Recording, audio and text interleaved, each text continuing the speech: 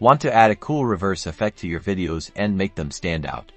I'm gonna show you exactly how to reverse video on Capcut in under 90 seconds. First, open Capcut and import the video you want to reverse. If you already have a project open, great. Make sure the video clip you want to reverse is on the timeline. Now, tap on the video clip in the timeline to select it. A white border will appear around it, indicating it's selected. Look at the editing options that pop up at the bottom of your screen. Scroll through the options until you find the reverse button. It usually has a small arrow icon pointing backwards. Tap the reverse button. Capcut will now start processing your video to reverse it. This might take a few seconds depending on the length of your clip. You'll see a progress bar.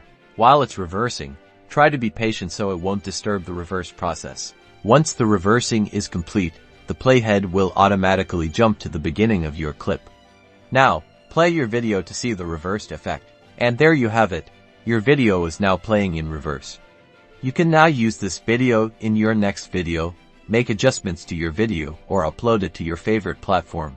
To save your reversed video, tap the export button in the top right corner. Choose your desired resolution and frame rate. Finally, tap export.